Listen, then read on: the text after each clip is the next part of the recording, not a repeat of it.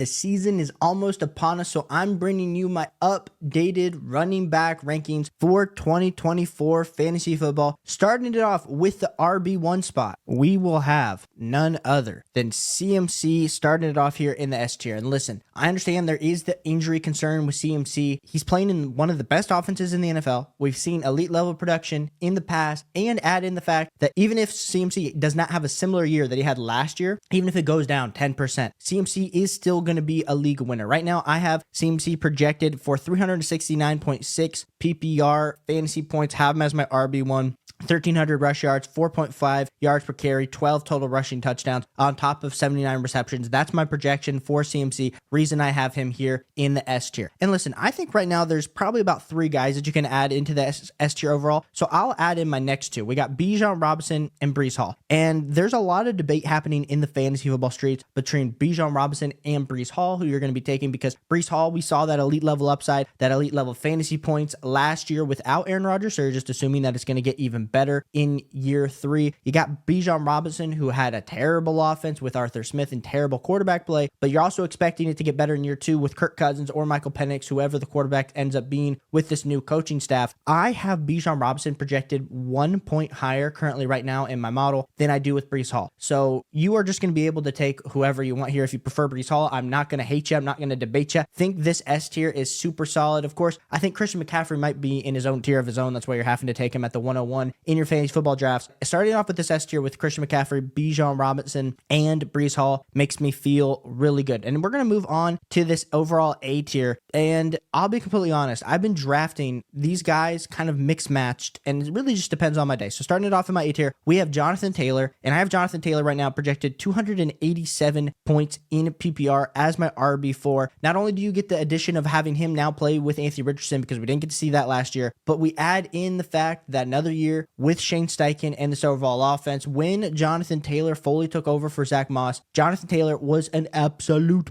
beast in between the tackles, catching the ball out of the backfield, got the huge contract. So Jonathan Taylor locked and loaded RB4 for me here. You're going to have to take him in the back end of the first. Sometimes he falls to the early second, depending on how heavy your wide receiver format is in your league. But Jonathan Taylor here as my RB4 feels really good. My RB5 is going to be Jahmyr Gibbs, and Jahmyr Gibbs slides in here. I know there's a little bit of worry, and I honestly have had Jahmyr Gibbs a lot of the offseason ahead of Jonathan Taylor. When I did my projections, I have pretty much Jahmyr Gibbs about 19 points behind Jonathan Taylor, so that's why I have him here in the A tier. But I think the upside for Jahmyr Gibbs is, of course, to get in the S tier. That's why you're having to take him at the back end of the first, early second. You had that little bit of a hamstring issue that has kind of been lagging and hurting Jahmyr Gibbs over the last year. So I want him to get fully healthy. I think that is a little bit of concern heading into 2024. Still, the volume in the Detroit Lions have a top 5 offensive line. You got Dan Campbell, you got Jared Goff, you got Amon-Ra St. Brown, Sam Laporta. So we do like Jahmyr Gibbs here in the A tier. No concerns here. Then we got Travis Etienne in the A tier, and I put this out in a video that I would be taking Travis Etienne over the next guy in this tier, which is going to be Derrick Henry. And a lot of y'all got really upset with me because the concern and talk all around this offseason was that Derrick Henry goes to the Baltimore Ravens. He's going to have all the touchdown upside. Why are you taking Travis Etienne, who had a little bit of a slower pace towards the end of the season? If we actually look, he was still RB7 on a points per game basis, absolutely efficient with the touches. The big concern is that, hey, he had like a 75% snap share. If all of a sudden Tank Bigsby can come in and take more of that snap share in year 2 of Tank Bigsby, Travis Etienne might not be as big of a league winner. Well, when I'm doing my projections right now, I have them about 2 fantasy points apart. So honestly, guys, it is such a marginal difference that if you do want to take Derrick Henry over Travis Etienne, be my guest. Like I said, I have Travis Etienne projected at 257 points in PPR, 255 points for Derrick Henry. I have Derrick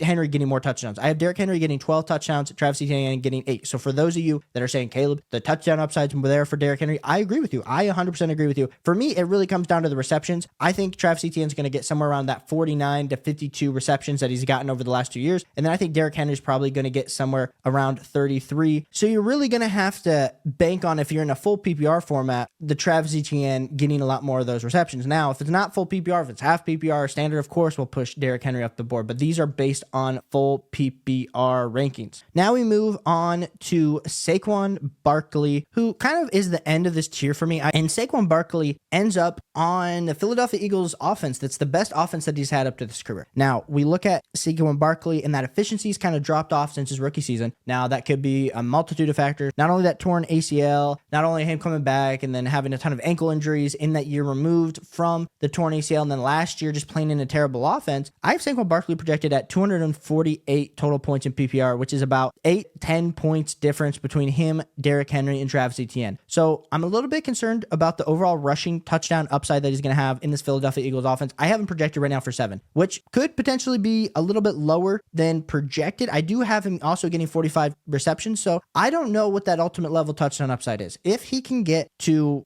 having like 15 total touchdowns, I think this is crazy. But when I do my rankings, I like to be realistic. I look at not only the historical data of snaps, their percentage of runs to passing attempts. I do it all. So I break it down for the whole team. So I'm not just doing Saquon Barkley when I'm doing these. I do these really unbiasedly, and then of course funnel those into my projections, which you can kind of see right here with the Saquon Barkley projection. But I really think Saquon Barkley, very safe pick as my RB8 in fantasy football, but I do have him at the back end of this A tier. You're going to have to take him in the second round of your fantasy football drafts. Ending it off here, I think this is kind of the tier gap for me in the A tier. We move on to the B tier, and first guy is going to be Kyren Williams. And Kyren Williams, not only do they add Blake Corum from the Rams, but you also have the little bit of talk of what's going to be happening with Kyren Williams' overall upside, because Kyren Williams was an absolute league winner last year. 244 points per game is what I have him currently projected. And this is where we're getting down to small, minute differences. Just because I have Kyren Williams above a guy like Devon, who's also the next guy in this tier, doesn't mean that you shouldn't be considering Devon if you have him over Kyren. I've drafted Devon a ton over Kyren in drafts because I do like the overall projection. I love the fact that last year, top 5 points per game metrics for Devon, even though he didn't play a full season, even though he didn't have more than 45% of the snaps. Like I said, I have these 4 points difference when I'm doing these with my team build. So if for some reason the Miami Dolphins were to get more rushing attempts this year than last year, and like I said, I made small changes based on the way that I see things playing out in the historical data. So Kyren Williams, Devon Achane, very close for me in my rankings. You let me know who you like here in the B tier. Move on to the next guy in this tier. It's going to be Isaiah Pacheco. And I know this isn't a ton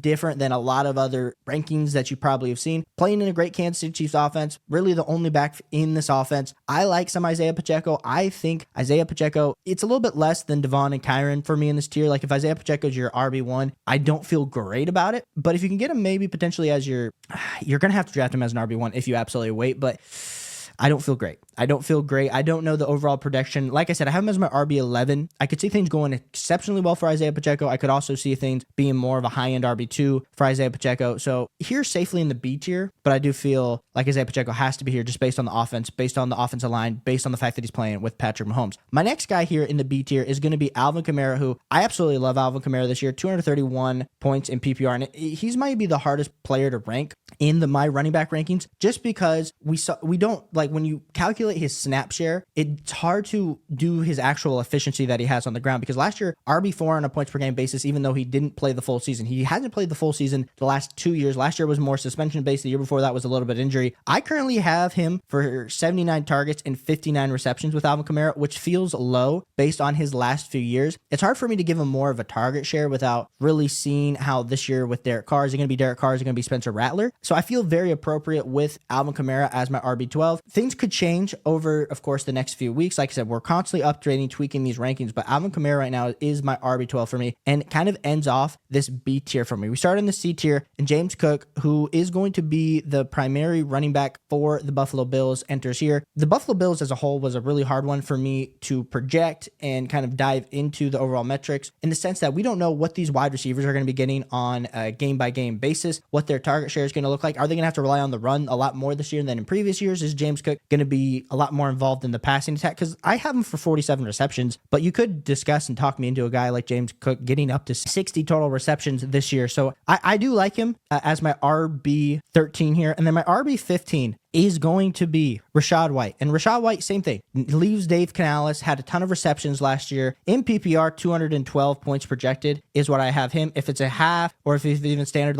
standard is going to be a lot less for Rachaad White just based on the way that he wins. A lot of people are worried about Bucky Irving. That's an appropriate level thought for Rachaad White, but ending here in my C tier is Rachaad White. And then we go to the next player in this tier, and it's going to be Joe Mixon. And Joe Mixon has been the product of constant stability. Now, moves on to a Texans offense where we're a little bit bit worried, hey, where is Joe Mixon going to actually end up and play? Is he going to be able to get the same snap share? Is he going to have the same type of target competition that he's had in previous years? A lot of things to determine here with Joe Mixon, but I do really like some Joe Mixon in my fantasy football drafts. DeAndre Swift's the next one. We saw Caleb Williams look really good in the preseason. We saw DeAndre Swift look exceptionally well last year in like the first 8 weeks of the season, and then it kind of started to trail off. That was kind of the same with DeAndre Swift and Travis Etienne, who had a bunch of my teams last year. Can he continue that, and will he have touchdown upside? Like I said, right now in my rankings with DeAndre Swift, I have him currently only getting 2 receiving touchdowns and getting 5 rushing touchdowns for 7 touchdowns. If that number can get anywhere closer to like 8 rushing touchdowns, I think DeAndre Swift's going to be an exceptional value at his current spot. Like I said, we are very, very, very conservative with our rankings because I don't want to be over-promising, over-delivering on my rankings because I like to see it how I think it's actually going to play out in the season. My next guy is going to be Josh Jacobs, and you might be surprised that Josh Jacobs is this low for me. When I was doing the Green Bay Packers overall, I have Josh Jacobs getting 256 rushing yards for 1,000 yards, 4.1 yards per carry, 5 rushing touchdowns, 41 targets, 31 receptions, 217 rushing yards, and 1 total receiving touchdown. I could hear you that Josh Jacobs is a little bit low. Like, you could debate that Josh Jacobs should be the one kicking off this tier for me, or even he should be in the B tier. That's where a lot of people have him ranked. I don't see it that way currently for me. So you do you. Like I said, you're tuning into my rankings. This is how I'm seeing things play out. So you're allowed to debate with me. You're allowed to have questions, but kind of ending it here in the C tier with